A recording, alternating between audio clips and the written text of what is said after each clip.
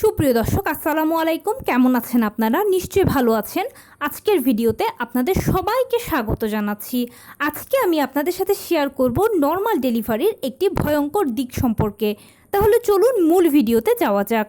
By the way, মূল ভিডিওতে যাওয়ার আগে একটা কথা বলি, আমি আমার চ্যানেলে pregnancy related, specially normal delivery related অনেক ইম্পর্ট্যান্ট তথ্য ভিডিও আকারে শেয়ার করে থাকি। এই তথ্যগুলো আমার পার্সোনাল এক্সপেরিয়েন্স ও আমার ডক্টরের সাজেশন থেকে নেওয়া। তাই আমার চ্যানেলটিকে যদি একবার আপনারা ভিজিট করেন, তাহলে আপনারা আপনাদের প্রশ্নাতীত মনের অনেক প্রশ্নের উত্তর পেয়ে যেতে পারেন। আমন্ত্রণ জানাবো আমার চ্যানেলটিকে একবার ভিজিট করে দেখার। এবারে চলুন মূল আলোচনায় যাওয়া যাক। আমি শুরুতেই বলেছি আজকে আলোচনা করব নর্মাল ডেলিভারির একটি খারাপ বা ভয়ঙ্কর দিক সম্পর্কে। তাহলে চলুন জেনে নেওয়া যাক সেটা কি। দেখুন, আমরা সবাই জানি যে নর্মাল ডেলিভারিটা সিজারের তুলনায় খুব ভালো। কেননা সিজার হচ্ছে একটা ছোটোখাটো অপারেশনের আগে পরে বিভিন্ন ধরনের ঝুঁকি থাকে বিভিন্ন ধরনের সাইড ইফেক্টস। এছাড়া সিজারিয়ান পেশেন্টকে সারা জীবনভর কিছু না কিছু রোগশোক বহন করতে হয়, প্লাস বিভিন্ন ধরনের নিষেধাজ্ঞা মানতে হয়। কিন্তু নর্মাল ডেলিভারি তার সব কিছু থেকে সেফ ও সিকিওরড। নর্মাল ডেলিভারির পেশেন্ট সারা জীবনভর ভালো থাকেন, আরামসে দিনাতিপাত করতে পারেন। কিন্তু নর্মাল ডেলিভারি ভালো হওয়ার পাশাপাশি এটার কিন্তু একটা খারাপ দিক রয়েছে, এটাও আপনাদের জেনে রাখা উচিত। তাই আজকের ভিডিওতে এটাই শেয়ার করব। নর্মাল ডেলিভারির খারাপ দিকটা হচ্ছে, যদি আপনার সাইড কাটার প্রয়োজন হয় এবং যদি সাইড কাটা হয়, তাহলে যদি আপনি ঠিকঠাক মতো সেটার যত্ন না করেন, তাহলে পোস্টপার্টাম হ্যামারেজ হতে পারে। হ্যাঁ, নর্মাল ডেলিভারির এই পোস্টপার্টাম হ্যামারেজটাই হচ্ছে খারাপ দিক। তার আগে একটা কথা নিশ্চিত করতে চাই যে সাইড কিন্তু সবার কাটতে হয় না।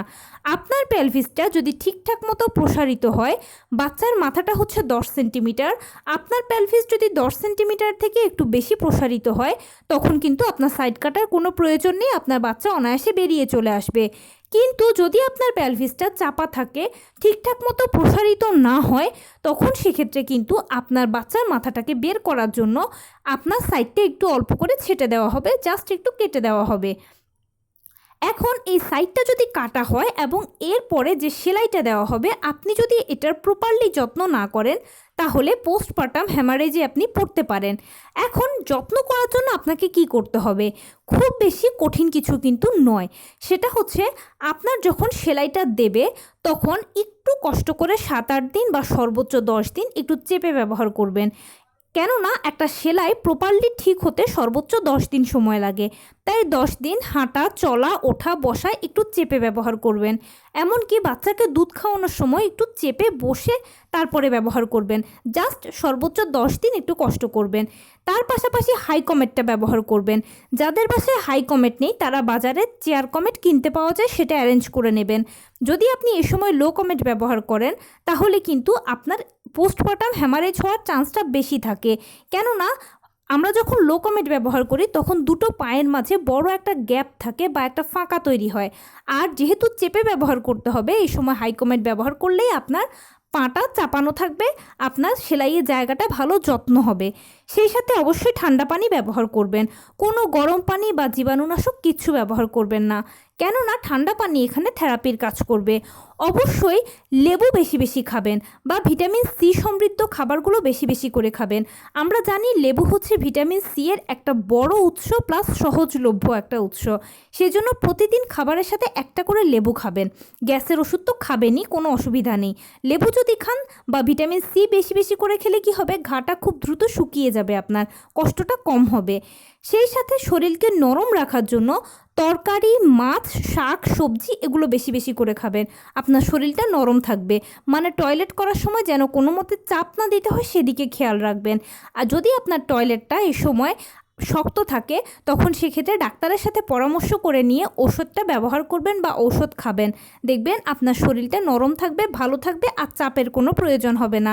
10 দিন যদি এভাবে একটু মেনে চলতে পারেন, তাহলে দেখবেন আপনার আর পোস্টপার্টাম হ্যামারেজের কোনো চান্স থাকবে না, আপনি একদম ভালো থাকবেন।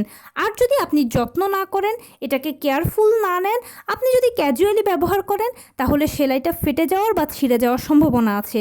আর সেলাই যদি একবার ফেটে যায় বা ছিঁড়ে যায়, তাহলে অবশ্যই কষ্ট তো হবে, এটা আপনারা সবাই জানেন। সেই সাথে ডাক্তার আপনাদেরকে যে অ্যান্টিবায়োটিকগুলো প্রোভাইড করবে, সেগুলো কিন্তু অবশ্যই নিয়মিত সেই ডোজ মতো গ্রহণ করবেন। যেই সময় ডাক্তার যেটা খেতে দেবে সেটাই আপনি সেবন করবেন। তাহলেই দেখবেন খুব দ্রুত সুস্থ হয়ে যাবেন, সর্বোচ্চ 10 দিনের ভেতর সুস্থ হয়ে যাবেন। এরপরে অনায়াসে যে কোনো পজিশনে হাঁটতে চলতে লো কমেটো ব্যবহার করতে পারবেন, কোনো অসুবিধা হবে না। তাই একটা সহজ কথা হচ্ছে, আপনি যদি নিজেকে ভালো রাখতে চান, নর্মাল ডেলিভারির যে খারাপ সাইড আছে এটা যদি দেখতে না চান, তাহলে যদি সেলাই পড়ে তাহলে সেই সেলাইয়ের জায়গাটাকে কেয়ারফুলি নেবেন এবং যত্ন করবেন, তাহলেই দেখবেন আপনার আর কোনো সমস্যা হবে না। এখানে অনেকে প্রশ্ন করেন যে সাইড কাটার পরে কি কি অসুবিধা হয়। সাইড কাটার পরে কি কি অসুবিধা হয় সেটা নিয়ে আমার চ্যানেলে একটা ভিডিও আছে, চাইলে দেখে নিতে পারেন। তবে খুব মূল কথা যদি বলি তাহলে হচ্ছে সাইড কাটার পরে কোনো সমস্যা হয় না, সবাই মোটামুটি ভালোই থাকে।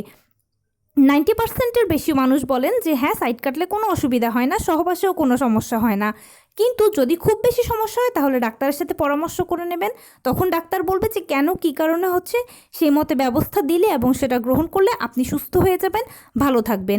এছাড়া নর্মাল ডেলিভারির আর কোনো অসুবিধা নেই, কোনো সমস্যা নেই।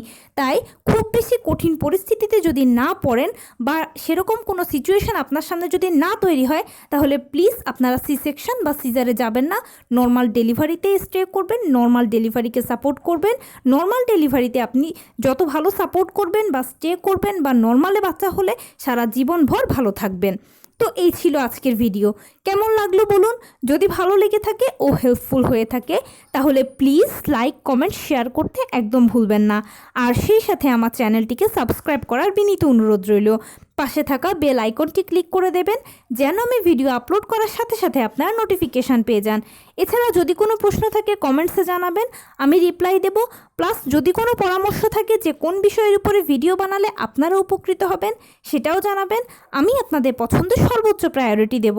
ভালো থাকবেন, সুস্থ থাকবেন। আসসালামু আলাইকুম।